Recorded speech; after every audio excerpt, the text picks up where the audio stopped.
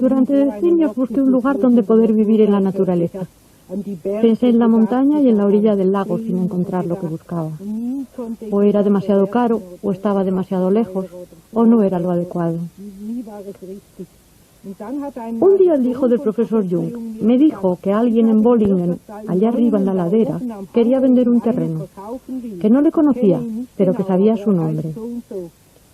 Entonces, inmediatamente la misma tarde, fui en el coche a preguntárselo y me dijo: efectivamente, ahora mismo estoy deseando deshacerme de él. Venga a verlo. Y me enseñó este lugar. Lo encontré encantador y enseguida pensé: es este. Fui corriendo a la torre del profesor Jung y al contárselo me dijo: tenemos que verlo ahora mismo. Y de un salto subí al coche con Miss Bailey, que era su dama de compañía, y subimos aquí. Me puso entonces la mano sobre el hombro y me dijo: vaya inmediatamente a ver al señor G. y dígale que se queda con este lugar, que se lo reserve, que se lo queda. Es el lugar idóneo. Y así di con él. Nunca me he arrepentido. Es el Genius Loci, el lugar en el que me encuentro en casa.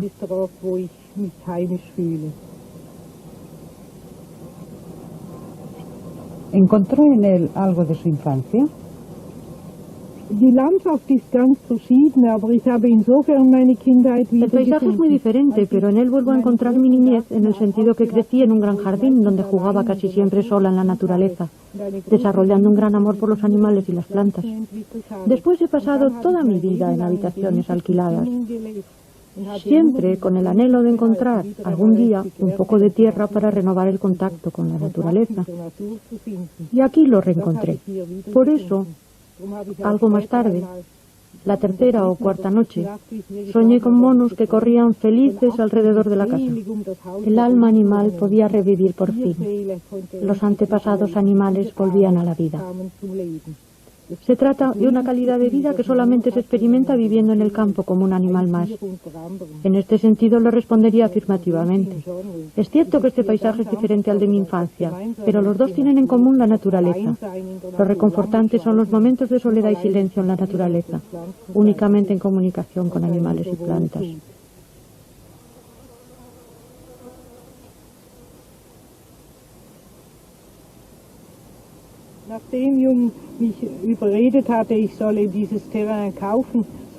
Después de convencerme para que comprara este terreno, ya en el coche, Jung se volvió hacia mí y me dijo: pero no se le ocurra construir una de esas estúpidas casas de vacaciones con cemento y cristal. Debe de construir una torre también. Esto me alegró mucho, naturalmente, porque yo no me hubiera atrevido nunca a imitarle. Y por eso construí una torre cuadrada. Entonces me ocurrió algo extraordinario. Una de las primeras noches en que pasé sola en la torre, soñé que en el más allá había una réplica idéntica a la mía, donde me ocurría de todo. Y cuando se lo conté a Jung, me dijo: es curioso, yo también he soñado. He soñado que mi torre también tiene una réplica al otro lado del lago. Esto significa que esta torre solo es una imagen terrenal de una idea eterna. El sí mismo, la personalidad más grande, por la torre es el símbolo del sí mismo, se encuentra en el más allá. Como me comprometí con tanto entusiasmo al construir aquí abajo en la tierra, lo inconsciente me advirtió que la verdadera torre se encontraba en el más allá. Y desde entonces siempre sueño periódicamente que me encuentro en ella. El mismo Jung soñó antes de su muerte que ya podía trasladarse a su torre del más allá, a su otra casa, en la otra orilla del lago.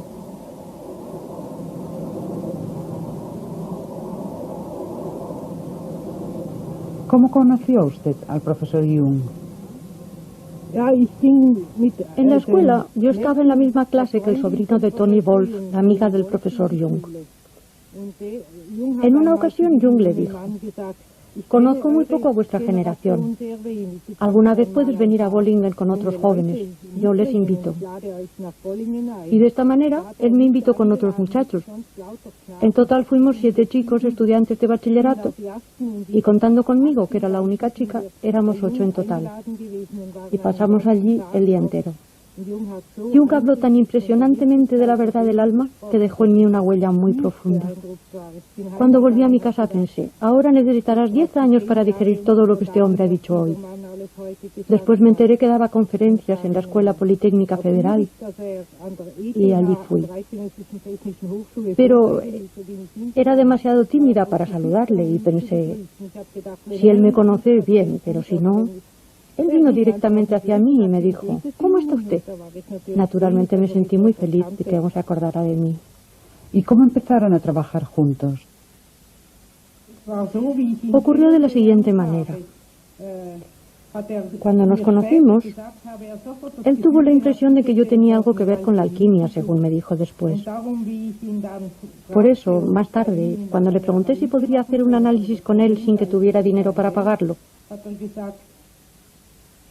él me respondió que me tomaría en análisis y que a cambio podría sencillamente traducir algunos textos latinos y griegos, ya que su latín y su griego estaban un poco aletargados. Esto fue cierto al principio, pero después se despertaron y al final sabía tanto como yo. Solo le faltaba ejercitarlos. Para comenzar, me dio una colección de tratados alquímicos titulada Museum Hermeticum, diciéndome, cada vez que encuentre símbolos interesantes, haga traducciones y extractos. Yo le respondí que me hacía falta más orientación, que yo no sabía. No, utilice su intuición. Y así fue como, con profundo respeto, tomé este viejo libro aparecido en 1593.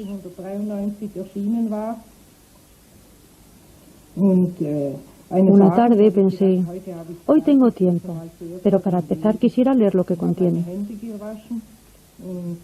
Me lavé las manos, lo abrí y justo al principio leí: nosotros, hermanos de la cabeza de oro y de la cruz de oro, guardad el secreto, etcétera, etcétera. Una pomposa introducción barroca. Me pregunté, ¿será esto interesante? ¿Tendré que traducirlo o no? Estaba tan confusa que me dije, hoy no haré nada, simplemente lo leeré. Abrí el libro al azar en cierta página que contenía exactamente lo que yo había soñado un año antes. Se trataba de mi sueño.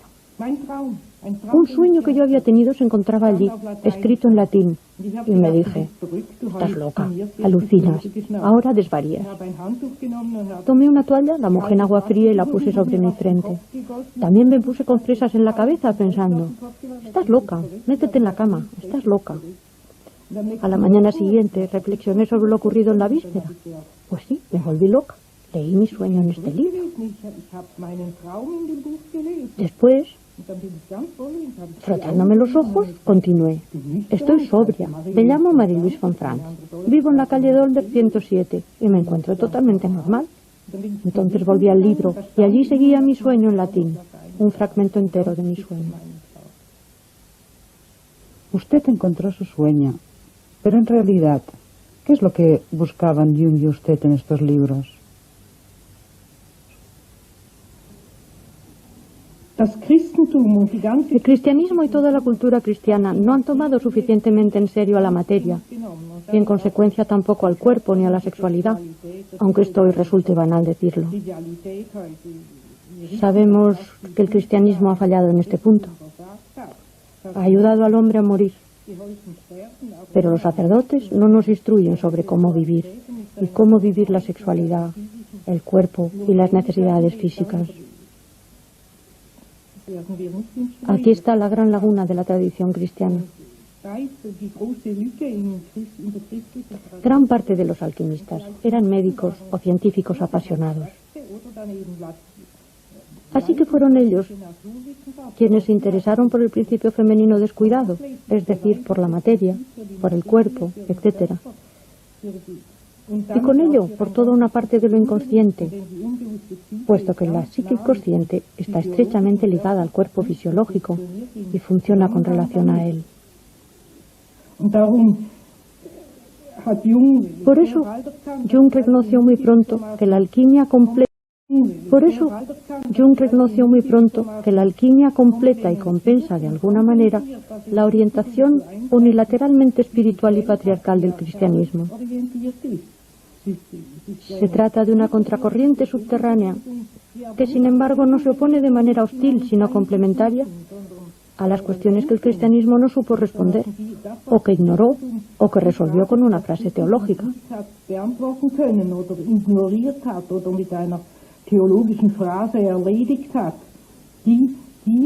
Estas fueron las preocupaciones centrales de los alquimistas, y por eso prepararon los tiempos modernos, en los que todo ha caído en el extremo opuesto, en el libertinaje sexual, en el más grosero materialismo, en el exceso en los estudios sobre la naturaleza, etc. Todo esto ya se preparó en la alquimia. Por lo tanto, la alquimia es la madre de todos los diabólicos inventos modernos. Por eso tenemos el deber de estudiarla, pues en ella se trata de todo de lo que somos inconscientes, y que en el fondo deberíamos de reconciliar armoniosamente con el cristianismo para llegar a tener una visión completa del mundo.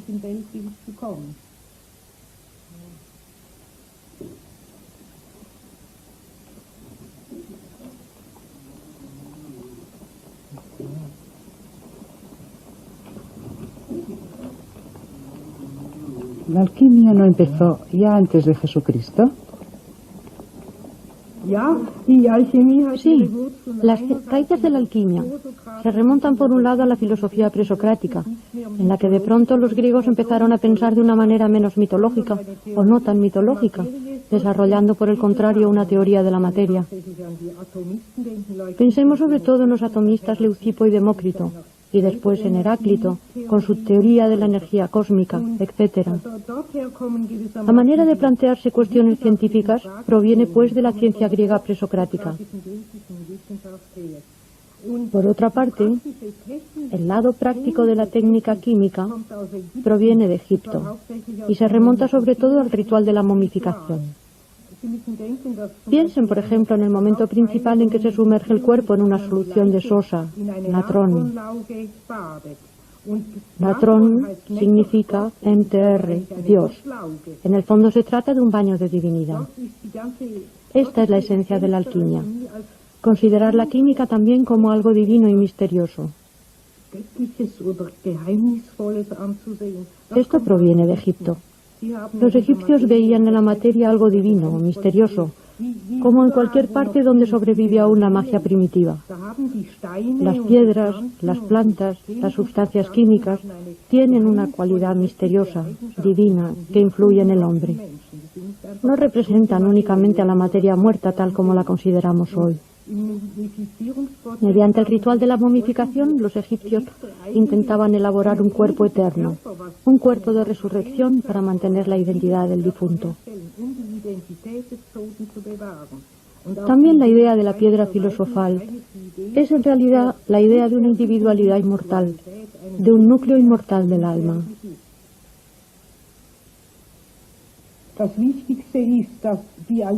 Lo más importante es que la alquimia nos proporciona una cantidad increíble de símbolos abstrusos y grotescos que corresponden exactamente a los sueños del hombre moderno.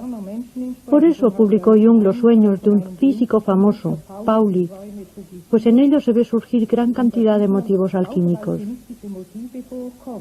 La gente de hoy, sobre todo los investigadores modernos de las ciencias naturales y todo aquel que tiene una concepción científica del mundo, sueñan símbolos alquímicos.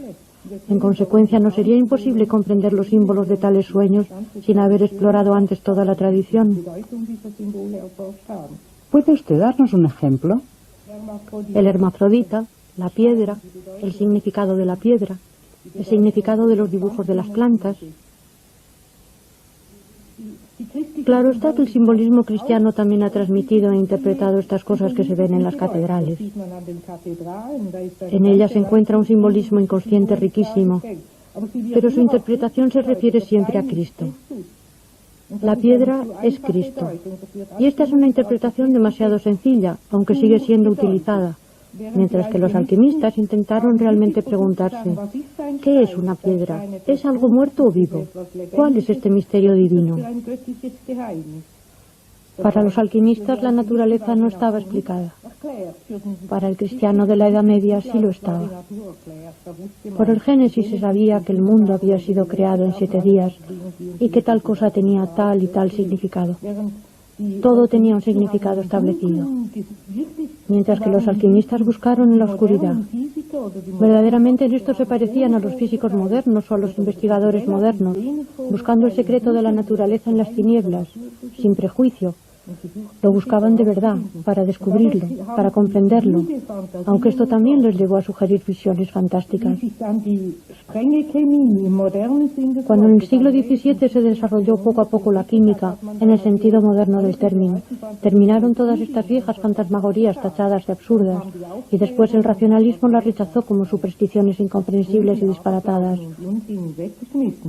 Y Jung fue a rebuscar en la papelera de la humanidad y sacó de ella todos estos símbolos despreciados, demostrando que tenían un valor psíquico.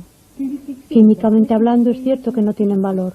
No tiene ningún sentido llamar hermafrodita a un metal, pero hoy es muy frecuente que se sueñe con un hermafrodita.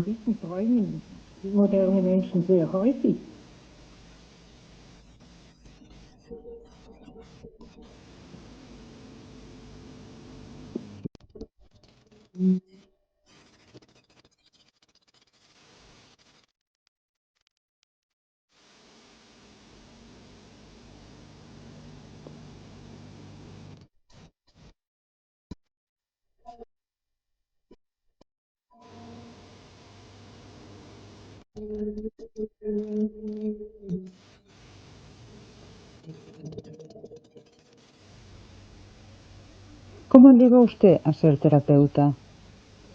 Al principio no fue esa mi intención. Yo daba clases de latín y griego en una escuela de magisterio y en un instituto.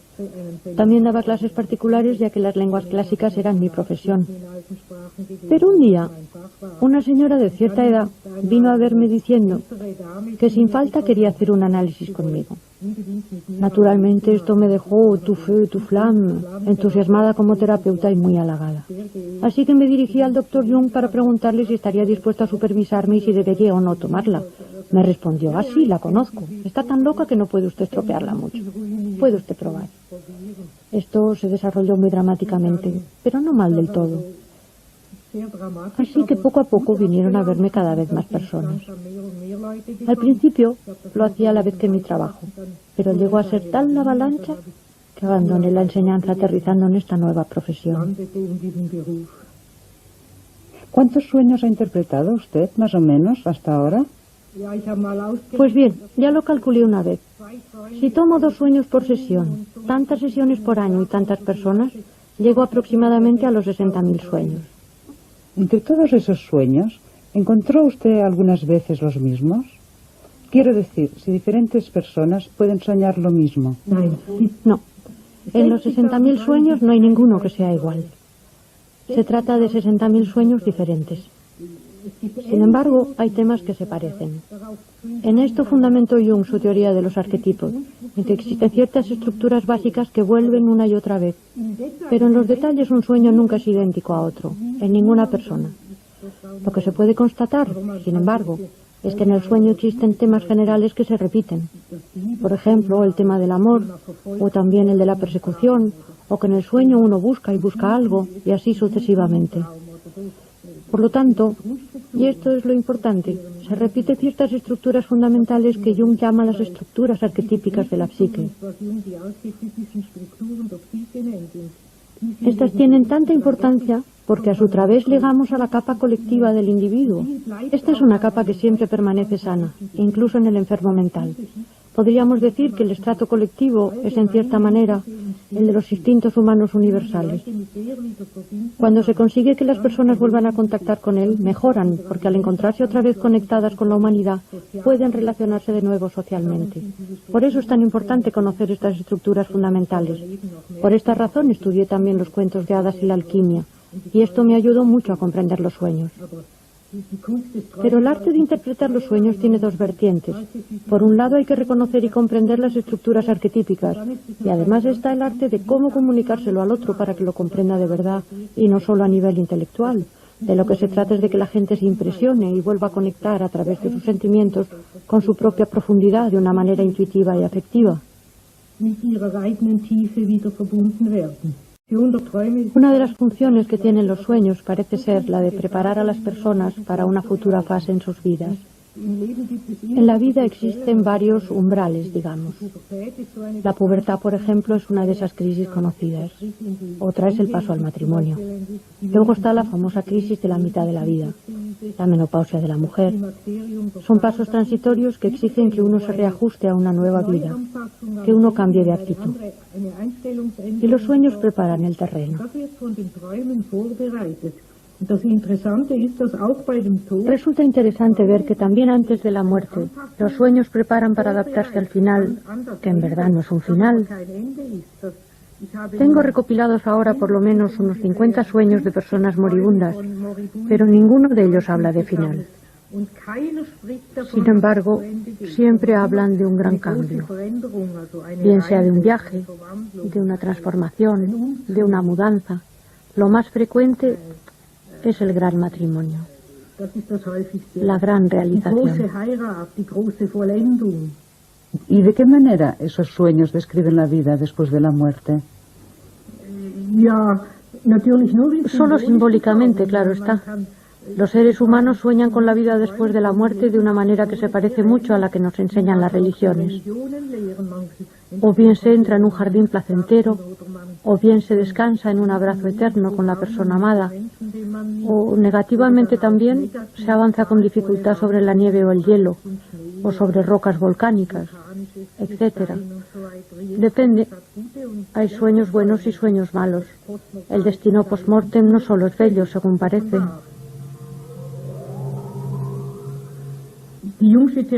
La terapia junguiana, en mi opinión, tiene de bueno que no se inmiscuye. Claro está que cada terapia es una intervención, pero esta se limita al mínimo. Nosotros no tenemos teoría. No pensamos que la persona debe de... Tampoco pensamos que debe de llegar a ser normal. Si prefiere permanecer neurótica, está en su derecho. Un día me dijo Jung, cada quien tiene derecho a tener su neurosis. Si alguien prefiere permanecer neurótico, también está en su derecho. Estamos en una democracia, punto. Lo que únicamente importa es lo que quieren los sueños. Por lo tanto, nosotros solo nos limitamos a decir, su sueño, su propio sueño, el que usted tiene, el que su propia alma ha producido, le dice que es usted perezoso, o que debería usted hacer esto o aquello. Nada más. De manera que en el fondo lo único que hacemos es intentar educar a la gente para que escuche su propia voz interior. No hacemos nada más. La idea de Jung es precisamente la individuación, es decir, ser uno mismo, o llegar a ser uno mismo. Hoy se utiliza mucho la expresión tan trillada de la autorrealización, confundiéndola con la realización del yo, mientras que Jung quería decir otra cosa. En la individuación se realiza la propia profundidad, el propio destino, que a veces de ninguna manera se ajusta al yo, sino que corresponde a lo que se siente en lo más hondo del alma, a lo que se debería ser. El hombre se vuelve neurótico cuando se desvía de lo que Dios había previsto que él fuera. En el fondo esto es la individuación. Y tal es la razón de ciertos reproches que nos hacen con frecuencia. Pues después de hacer un análisis la persona puede parecer más cerrada o comportarse de una manera menos adaptada, pero es fiel a sí misma. Vive su propio destino, lo que en la mayoría de los casos le hace ser más humana, menos criminal, menos destructora de su entorno.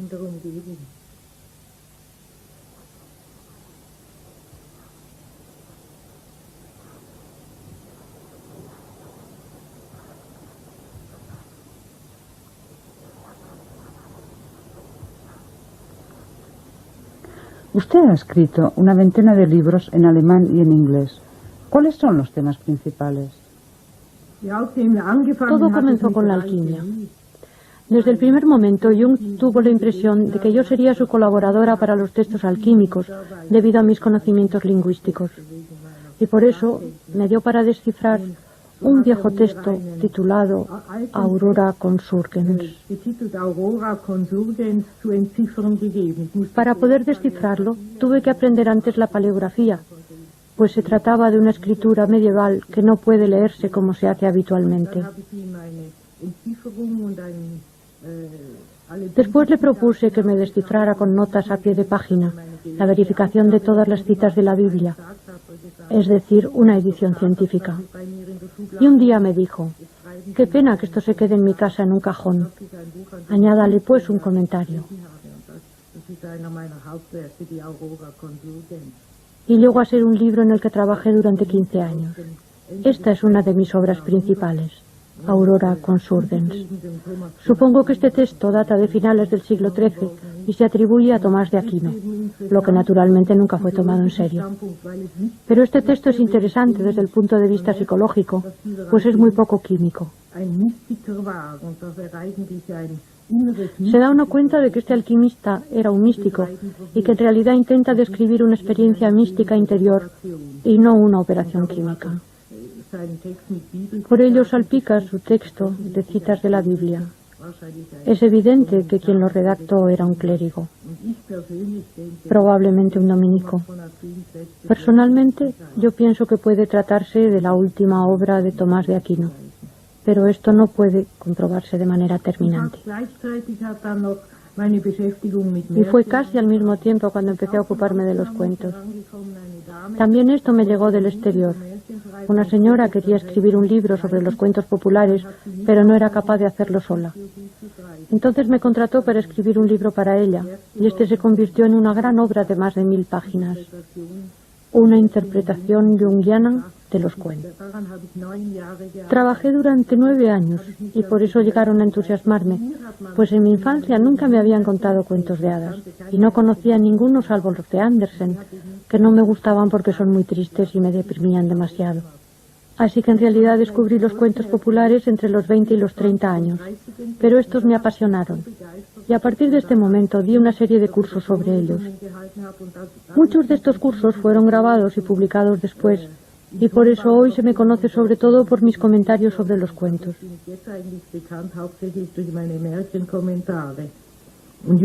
También Jung me animó mucho a ello, porque en efecto los cuentos ilustran magníficamente la teoría de los arquetipos. En ellos se ve muy bien cómo actúan los arquetipos. Una vez me dijo Jung, los cuentos nos presentan una anatomía comparada de la psique colectiva, porque al reunirse todos los tipos a la vez vemos cómo funcionan. Los cuentos expresan en cierto modo lo que hay de más humano, porque han sido transmitidos y sostenidos por un estrato sencillo del pueblo, lo que les preserva de añadidos que vienen del consciente. Se trata sencillamente de material inconsciente auténtico. ¿Existe una relación entre la alquimia y lo que usted ha escrito en Número y Tiempo? Ja, die Alchemisten haben nach unserer modernen Ansicht sehr viel von dem, was wir Sí, según nuestro moderno punto de vista, los alquimistas proyectaron en la materia mucho de lo que hoy llamamos lo inconsciente. A partir del siglo XVII, el desarrollo científico consistió en estudiar cada vez con más objetividad el comportamiento de la materia misma, separándolo de las proyecciones psicológicas. Pero lo que aún está sin resolver es la relación que tiene la psique con la materia, y este es un tema que está hoy de moda. Mind and matter, mind over matter, mind under the matter, y el gran problema de cómo actúa la vida psíquica interior de una persona, incluyendo su consciente y su inconsciente, con respecto a la materia, a los procesos fisiológicos y también respecto a los fenómenos atómicos y subatómicos. Verdaderamente, este es el tema apasionante que está ahora en discusión y al que se podría llamar alquimia moderna. En un primer momento, Jung dejó de lado esta cuestión diciendo: yo sencillamente solo me concentro en lo que viene del interior, en la observación de los fenómenos psíquicos, y dejo abierta la cuestión de saber cómo se relacionan con la materia y con los procesos cerebrales sin decidir nada sobre ello. Sin embargo, hacia el final de su vida, se vio cada vez más sorprendido por el hecho de que la física atómica y sus descubrimientos sobre lo inconsciente colectivo provocaban resultados y cuestionamientos de nociones muy similares, de manera que fue imposible cerrar los ojos y no verlo. Resulta más o menos como si el psicólogo, horadando a través de la psique en el punto más profundo, diese con la materia, y como si el físico perforase a través de la materia y en el punto más profundo llegase a su propio espíritu. Y ahí se halla el punto de encuentro de estas dos ciencias. Podríamos decir que se perfora a la vez desde los dos lados, como en un túnel, y ahora nos encontramos en el apasionante momento del derribo del muro de separación en el túnel. Una de las nociones pioneras de Jung es la idea de lo psicoide, es decir, el hecho de que los arquetipos también pueden organizar en parte fenómenos materiales. La investigación debe de continuar hoy en este punto, pues aún hay mucho por hacer. Esto tiene que ver con la comprensión de que los arquetipos pueden manifestarse también en la materia como fenómenos de sincronicidad. Resulta un hecho curioso que cuando lo inconsciente de alguien está muy excitado, y con ello también la capa arquetípica, los físicos dirían is an excited state. Con mucha frecuencia se producen fenómenos de sincronicidad. Esto quiere decir que en estos momentos ocurren milagros en el mundo exterior que se corresponden con el proceso interior de una manera significativa. Tomemos un ejemplo muy sencillo. Alguien tiene un sueño o una visión, y al día siguiente el mundo exterior representa también ese sueño o esa visión, desarrollándola detalladamente. O bien ocurre algo que tiene relación con el sentido de esa visión, aunque no sea idéntico. ¿De ahí viene la adivinación? En efecto, retrospectivamente se constata que ahí está el origen de la adivinación. Esto explica por qué los romanos de la antigüedad observaban el vuelo de los pájaros, leyendo en él su situación política y militar. Lo mismo ocurrió entre los chinos y los aztecas. Todos creyeron que ciertos sucesos que se desarrollaban en el mundo exterior anunciaban al mismo tiempo una situación psíquica. La idea no es nueva en absoluto, pues Leibniz y Schopenhauer ya observaron también una coincidencia entre el exterior y el interior, y a partir de ahí construyeron un sistema.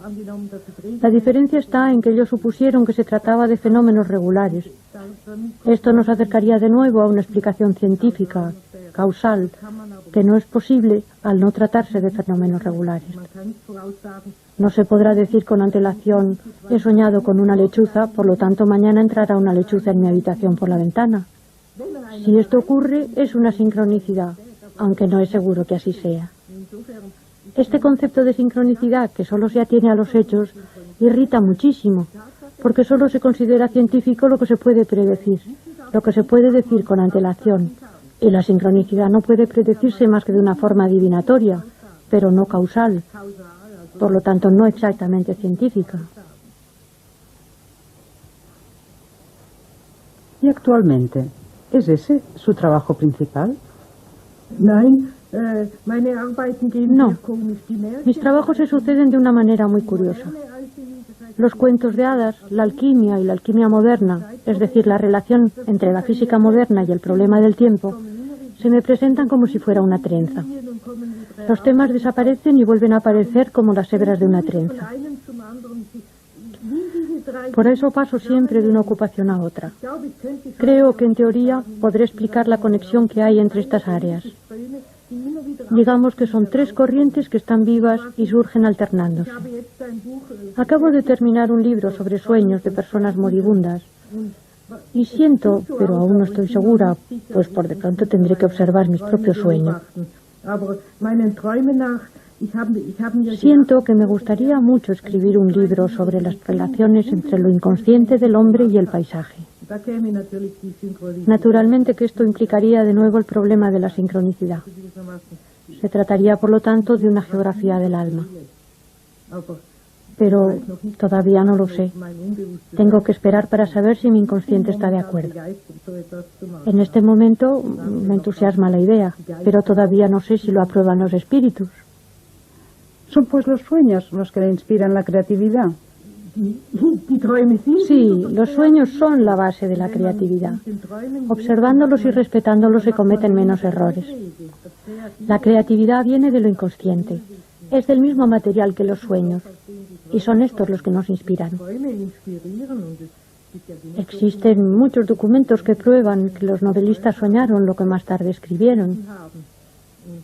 Por ejemplo, Dr. Jekyll y Mr. Hyde. La primera parte la soñó Stevenson. En lo que a mí concierne, yo también constato que cada vez que escribo o estoy creativa, tengo muchos sueños. Lo inconsciente se toma mucho interés. Y en el momento en que escribo mal o me desvío de un tema o me equivoco, enseguida mis sueños son negativos. Estoy convencida que cualquier persona que es creativa lo es con su inconsciente, sea o no sea consciente de ello.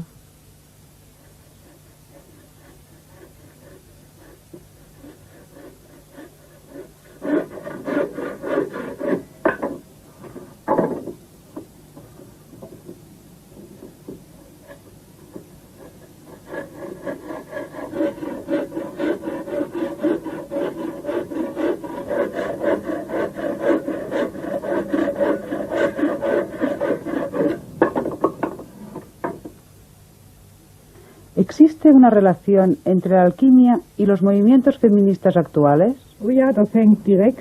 Sí, existe una relación muy directa. El cristianismo insistía demasiado sobre el espíritu, era demasiado patriarcal, mientras que la alquimia mantuvo la tradición de los valores compensadores. Piénsese en su interés por la madre natura. La alquimia tenía diosas, llamadas precisamente Mater Natura o Mater Alqueña.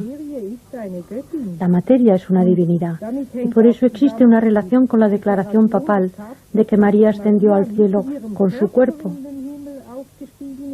Esto corresponde a una elevación de la materia física y del principio femenino. Se trata de movimientos seculares, movimientos arquetípicos en lo inconsciente colectivo. Vivimos en una época en la que el patriarcado cambia a matriarcado, y una vida que estaba impregnada de espiritualidad ahora da más importancia al cuerpo y a la materia, y necesitamos encontrar el equilibrio entre las dos tendencias. El peligro está, naturalmente, en caer en lo contrario, lo que volvería a ser unilateral. Por esta razón Jung escribió tanto a propósito del Mysterium Conjunctionis, esta unión entre el principio masculino y el principio femenino, este equilibrio o lazo de unión entre los dos. El hecho que de repente las mujeres de hoy se sientan impelidas a ser más independientes y autónomas no surge de la nada. Hubieran podido hacerlo hace 2000 años y con mayor razón aún, pues hubieran tenido muchas razones para rebelarse. Pero no, es ahora cuando lo hacen, porque ahora es cuando el arquetipo de la mujer, el arquetipo de la diosa está constelado en el inconsciente colectivo. Por eso se encuentran por todas partes diferentes movimientos que tienden a reconocer y a respetar de nuevo a la materia, a la naturaleza, a lo irracional, al eros, a la sexualidad, al valor de la vida física y, en consecuencia, pues lo uno está relacionado con lo otro, a reconocer por fin la personalidad de la mujer, sus valores propios, es decir, los valores del eros, por lo tanto de la relación humana basada en los sentimientos. ¿Qué mensaje le gustaría transmitir a través de su actividad? Es difícil concentrarlo en pocas palabras, pero yo diría lo siguiente. Tengo la impresión, como todos nosotros, de que nuestra cultura y nuestra civilización han entrado en una fase de ocaso y de decadencia. Y creo que o encontramos una renovación o será el fin. Yo solo veo esta renovación en lo que Jung descubrió, es decir, en un contacto positivo con ese fondo creativo originario de lo inconsciente y con los sueños. Son nuestras raíces. Un árbol solo puede renovarse a partir de sus raíces. Por eso mi mensaje es, en el fondo, una invitación a todos a dirigirse de nuevo hacia sus raíces espirituales interiores, porque en ellas encontrarán las únicas propuestas constructivas para solucionar nuestros enormes dilemas, tales como la bomba atómica, la superpoblación y todas esas cuestiones insolubles.